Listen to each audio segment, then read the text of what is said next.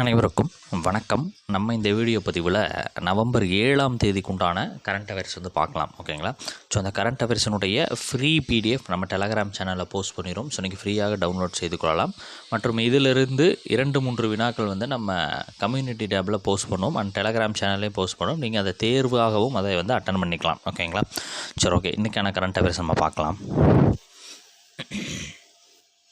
First Kashi Tamil சங்கமத்தினுடைய 4ஆம் ஆண்டு நிகழ்வு எந்த தேதியில் நடைபெறுகிறது? ஓகேங்களா? ஸோ நம்மளுக்கு தெரியும், காசி தமிழ் சங்கமம் என்பது ஆண்டுதோறும் நடைபெறக்கூடிய ஒரு நிகழ்வு. வாரணாசிக்கும் தமிழ்நாட்டுக்கும் உள்ள பண்டைய காலம் மற்றும் அதில் இருக்கக்கூடிய தொடர்புகளை வலுப்படுத்தும் வகையிலும் விரிவடையும் வகையிலும் இந்த காசி தமிழ் சங்கம் அப்படின்னு சொல்லிட்டு ஒரு விஷயம் நடந்துகிட்ருக்குது.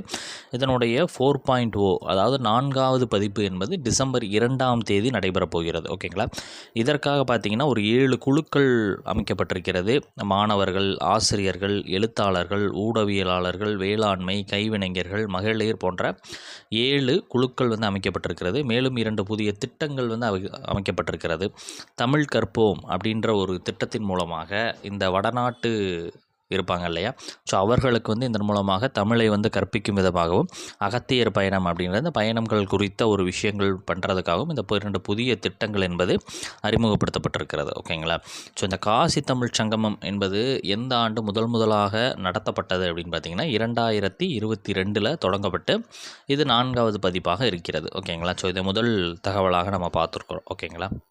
ஓகே. சமீபத்தில் அவசர நிலை அறிவிக்கப்பட்ட நாடு எது? சமீபத்தில் அவசர நிலை அறிவிக்கப்பட்ட நாடு எதுனா பிலிப்பைன்ஸில் இருக்கக்கூடிய செபு மாகாணம். ஏன் சார் அப்படின்னு கேட்டிங்கன்னா, பயங்கரமான அங்கே மழை காரணமாக பயங்கரமாக அது என்னென்னா பசிபிக் கடல் மழை மற்றும் காற்று சுழற்சி உருவான ஒரு புயல். ஓகேங்களா? ஸோ அந்த புயலின் காரணமாக அங்கே கிட்டத்தட்ட ஒரு 142 பேர் இதுவரையும் இறப்பு நடந்திருக்கிறது, உயிரிழப்பு நடந்திருக்கிறது. ஒரு 137 பேர் 27 பேர் என்ன அப்படின்னா காணவில்லை அப்படின்ற மாதிரி இன்னும் தொலைவிட்டுருக்கிறாங்க. அந்த இடத்துல பார்த்திங்க அப்படின்னா அந்த 127 பேர் என்ன அப்படி ஆனாங்க அப்படின்றது தெரியல, தொலைவி கொண்டு இருக்கிறார்கள். ஓகேங்களா? ஸோ இதனால் அந்த நாட்டில் என்ன அப்படின்னா தற்பொழுது அவசர நிலை அறிவிக்கப்பட்டிருக்கிறது. அந்த செபு மாகாணம் அப்படின்ற பகுதியில் இந்த ஆண்டில் பெயர் வைக்கப்பட்ட 25வது புயலாக இந்த புயல் மாறி இருக்கிறது. ஓகேங்களா? சரி, ஓகே. வந்தே மாதரம் 150வது ஆண்டு கொண்டாட்டம். ஓகேங்களா? ஸோ வந்தே மாதரம் பாடல் நம்மளுக்கு தெரியும். ஓகேங்களா? ஸோ அந்த பாடலினுடைய 150வது ஆண்டு கொண்டாட்டம் பார்த்திங்க அப்படின்னா நவம்பர் 7, 2025 நவம்பர் 7, 2026 வரையும் ஓராண்டு கொண்டாட்டமாக கொண்டாடணும் அப்படின்னு சொல்லிட்டு பிரதமர் அவர்கள் சொல்லியிருக்கிறாங்க. இதற்கான நிகழ்வுகள் எங்கே நடைபெற்றுச்சு அப்படின்னா இந்திரா காந்தி உள் விளையாட்டு அரங்கத்தில் நடைபெற்றுச்சு. இந்த விழாவில் பார்த்திங்க அப்படின்னா நினைவு அஞ்சல் தலை மற்றும் நாணயங்கள் 150 ரூபாய் நாணயங்கள்லாம் வெளியிடப்பட்டது. ஓகேங்களா? ஸோ இந்த வந்தே மாதரம் குறித்து பார்த்தோம் அப்படின்னா வங்காள மொழியில் பக்கிம் சந்திர சட்டர்ஜி என்பவரால் எழுதப்பட்டது 1875 அப்படின்றது நம்மளுக்கு தெரியும். ஓகேங்களா? ஸோ 1875 எழுதப்பட்டாலும் 896 தான் ரவீந்திரநாத் தாகூர் முதலாக இந்த பாடலை பாடியிருக்கிறார் அப்படின்ற விஷயத்தை நம்ம பார்த்துக்கணும். ஓகேங்களா? ஓகே. அடுத்தது ஆடவர் 10வது T20 உலகக்கோப்பை கிரிக்கெட் போட்டி 2026 இந்தியா நடத்த போகுது. ஓகேங்களா? ஸோ பிப்ரவரி 7 மார்ச் 8 வரையும். ஓகேங்களா? ஸோ இந்த டெல்லி, கொல்கத்தா, மும்பை, சென்னை, அகமதாபாத், இலங்கையில் இருக்கக்கூடிய கண்டி, கொழும்பு போன்ற பகுதிகளெலாம் இந்த ஆடவர் உலகக்கோப்பை என்பது நடைபெறப் போகிறது அப்படின்றத நம்ம பார்த்துக்கணும். ஓகேங்களா? சரி, ஓகே. அடுத்தது இந்தியா நியூசிலாந்து இடையே தடையற்ற வர்த்தக ஒப்பந்தம் போடப்பட்டிருக்கிறது. தொழில்துறை அமைச்சராக இருக்கக்கூடிய பியூஷ் கோயல் அரசுமுறை பயணமாக 4 நாள் சென்றிருக்கிறார் நியூசிலாந்திற்கு. அங்கே தான் இதை பற்றி பேசப்பட்டிருக்கிறது. தற்பொழுது ஒரு $150 கோடி மதிப்புள்ள வர்த்தகம் இருக்கிறது. மேலும் இது எதிர்பார்க்கப்படும், அதிகரிக்கப்படும் அப்படின்னு சொல்லிட்டு சொல்லப்பட்டிருக்கிறது. இன்னுமே இன்னும் ஃபைனல் ஆகலை. ஒருவேளை ஃபைனல் ஆச்சு அப்படின்னா இன்னும் டீட்டெயில்டான நியூஸ் நம்மளுக்கு கிடைக்கும். ஸோ அதில் நம்ம அப்டேட் பண்ணிக்கலாம். ஓகேங்களா? ஜஸ்ட் அதை தெரிஞ்சு வச்சுங்க. அடுத்தது ஒரு புத்தகத்தை குறித்து பார்க்கலாம், ஒரு நூலை குறித்து. The man who fed India என்ற நூலின் ஆசிரியர் Priyambada Jayakumar. The man who fed India என்ற நூலினுடைய ஆசிரியர் யாருன்னா பிரியம்புதா ஜெயக்குமார். இது யார் அப்படின்னு பார்த்தீங்கன்னா MS சுவாமிநாதன் இருக்கார் இல்லையா, பசுமை புரட்சியினுடைய தந்தை அப்படின்னு சொல்லிட்டு நம்ம அழைக்கக்கூடிய MS சுவாமிநாதன் அவர்களினுடைய வாழ்க்கை வரலாற்று புத்தகம். ஓகேங்களா?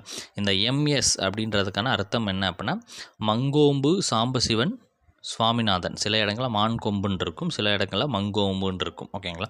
ஸோ சுவாமிநாதன் அப்படின்றதான் அர்த்தம். இது எக்ஸாமில் கூட உங்களுக்கு கேட்டிருக்கிறாங்க. 2024ஆம் ஆண்டு இந்திய குடியரசின் மிக உயரிய சிவில் விருதான பாரத ரத்னா விருதை வந்து இவர் வாங்கியிருந்தார் என்பது நம்மளுக்கு தெரியும். ஓகேங்களா? ஸோ இவருடைய வாழ்க்கை வரலாற்றை தான் வந்து இந்த பிரியம்புதா ஜெயக்குமார் அவர்கள் வந்து த மேன் ஹூ ஃபெட் இண்டியா என்ற நூலில் வந்து எழுதியிருக்கிறாங்க இவருடைய வாழ்க்கைகளை பற்றி. ஓகேங்களா? இவர் முக்கியமான இவர் விஷயத்தை பார்த்தோன்னா பசுமை புரட்சி தான் அவருடைய முக்கியமான விஷயம். 66 நடைபெற்ற இதையும் கேட்டிருக்காங்க. அடுத்தது பீகாரில் முதல் கட்ட தேர்தல் நடந்திருக்குது. 64.66% வாக்குப்பதிவு நடந்திருக்கிறது. தலைமை தேர்தல் ஆணையர் ஞானேஷ்குமார் அப்படின்ற நம்ம 121 தொகுதிகளுக்கு தேர்தல் என்பது நடைபெற்றுச்சு. மொத்த தொகுதிகள் 243. இப்போ 121 நடந்து முடிஞ்சிருக்கு. 2ஆம் கட்ட தேர்தல் பேலன்ஸ் வந்து நடைபெறும். ஓகேங்களா? ஸோ சில முக்கியமான இம்பார்ட்டன்ட் டேஸ் அண்ட் தீம்ஸ் இதை குறித்து நம்ம பார்க்கலாம். தேசிய புற்றுநோய் விழிப்புணர்வு தினம் என்பது நவம்பர் 7. தேசிய புற்றுநோய் விழிப்புணர்வு தினம் என்பது நவம்பர் 7. ஓகேங்களா? ஸோ இந்திய அளவில் பார்த்தீங்க அப்படின்னா உலகளவிலையாக இருக்கட்டும் இல்லை இந்திய அளவிலையாக இருக்கட்டும் இந்த புற்றுநோயினால் இறக்கக்கூடிய நபர்களினுடைய எண்ணிக்கை என்பது அதிக அளவில் இருக்கிறது அப்படின்றது நம்மளுக்கு தெரியும். ஓகேங்களா?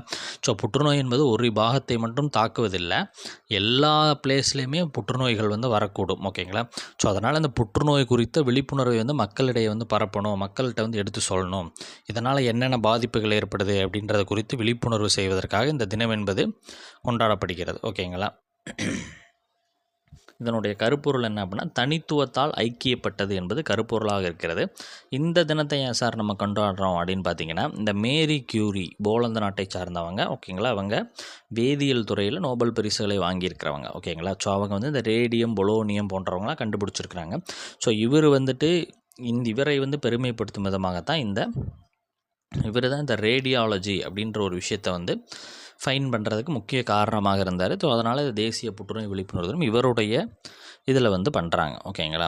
அடுத்த தினம் என்ன அப்படின்னா பச்சிளம் குழந்தைகள் பாதுகாப்பு தினம் அப்படின்றது நவம்பர் 7. ஓகேங்களா? இதற்கான கருப்பொருள் என்ன அப்படின்னா குழந்தைகளை பாதுகாத்தல், ஊக்குவித்தல் மற்றும் வளர்த்தல். ஓகேங்களா? ஸோ முக்கியமாக பார்த்தோம் அப்படின்னா இந்த தினம் பார்த்திங்க அப்படின்னா இந்த பிறந்த குழந்தைகளை இறப்பதிலிருந்து பாதுகாப்பது ஒரு முக்கிய விஷயமாக இந்த தினத்தில் அனுசரிக்கப்படுகிறது, விழிப்புணர்வு ஏற்படுத்துகிறது. ஓகேங்களா? அதாவது குழந்தை வந்து பிறந்துச்சு அப்படின்னா அந்த 6 மாத காலம் என்பது ஒரு மிக கிரிட்டிக்கலான ஸ்டேஜ். ஓகேங்களா? அதாவது வந்து நன்றாக குழந்தையை பராமரித்து ஆரோக்கியமாக நம்ம எடுத்து கொண்டு போனால் தான் நெக்ஸ்ட் அந்த குழந்தை வந்து ஆரோக்கியமான ஒரு வாழ்வு வந்து இருக்கும். ஓகேங்களா? ஸோ அப்போ இந்த தினத்தை வந்து அந்த பச்சிளம் குழந்தைகளினுடைய பாதுகாப்பு தினமாக அதனால தான் நம்ம கொண்டாடுறோம். ஓகேங்களா? சரி, ஓகே. இன்றையோட இந்த 7ஆம் தேதிக்கு உண்டான நடப்பு நிகழ்வுகள் அப்படின்றது முடியுது. நம்ம ஒன்ஸு ரிப்பீட் பண்ணிடலாம். ஓகேங்களா? ஸோ காசி தமிழ் சங்கத்தின் 4வது ஆண்டு நிகழ்வு எந்த தேதியில் நடைபெறுதுன்னா டிசம்பர் 2 அப்படின்றத ஞாபகம். இது வந்து வாரணாசியும் தமிழ்நாட்டுக்கு இருக்கக்கூடிய ஒரு பண்டைய தொடர்பை வந்து வெளிப்படுத்தக்கூடிய வகையில் நடைபெறக்கூடிய ஒரு நிகழ்ச்சி. இதற்காக 7 குழுக்களும் 2 புதிய திட்டங்களும் வந்து தொடங்கப்பட்டிருக்கிறது. ஒரு 2022 என்ன இது ஸ்டார்ட் ஆகிருக்குது. ஓகேங்களா? அவசர நிலை வந்து பிலிப்பைன்ஸினுடைய செபு மாகாணத்தில் தொடங்கியிருக்கிறாங்க. ஏன் சார் அப்படின்னு கேட்டிங்கன்னா இங்கே பசிபிக் கடலில் பார்த்திங்கன்னா மழை மற்றும் காற்றில் உருவான புயலின் காரணமாக அப்படி பண்ணியிருக்கிறாங்க. 142 பேர் உயிரிழப்பு செஞ்சுருக்கிறாங்க. 127 பேரை வந்து இன்னும் காணவ தொலைவிட்டுருக்கிறாங்க. இந்த ஆண்டில் பெயர் வச்ச ஒரு 25வது புயலாக இந்த புயல் வந்து இருக்கிறது. ஓகேங்களா? வந்தே மாதரத்தினுடைய 150வது ஆண்டு கொண்டாட்டத்தை ஒரு ஆண்டு கொண்டாட்டமாக கொண்டாடப்பட இருக்கிறாங்க. நினைவு அஞ்சல் தலை வெளியிட்டிருக்கிறாங்க, நாணயம் வெளியிட்டிருக்கிறாங்க. ஆடவர் 10வது T20 உலகக்கோப்பை யார் நடத்த போகிறா? இந்தியா. பிப்ரவரி 7 மார்ச் 8 வரை நடைபெறப் போகிறது. ஓகேங்களா? ஸோ இந்தியாவுக்கும் நியூசிலாந்துக்கும் தடையற்ற வர்த்தக ஒப்பந்தம் அப்படின்றது போடப்பட இருக்கிறது. ஓகேங்களா? அடுத்தது ஒரு புத்தகம் த மேன் ஹூ ஃபெட் இண்டியா என்ற நூலினுடைய ஆசிரியர் யார்? பிரியம்புதா ஜெயக்குமார் அவர்கள். ஓகேங்களா? ஸோ அடுத்தது பீகாரினுடைய முதல் கட்ட தேர்தல் நடைபெற்றிருக்கிறது. 64.66% வாக்குப்பதிவு நடந்திருக்கிறது. அடுத்தது 2 முக்கிய தினங்கள் இந்த தினத்தில் இருக்குது. தேசிய புற்றுநோய் விழிப்புணர்வு தினம் 7ஆம் தேதி நவம்பர் 7. பச்சிளம் குழந்தைகள் பாதுகாப்பு தினம் நவம்பர் 7. ஓகேங்களா? ஸோ நவம்பர் 8 கரண்ட் அஃபேர்ஸில் சந்திக்கலாம்.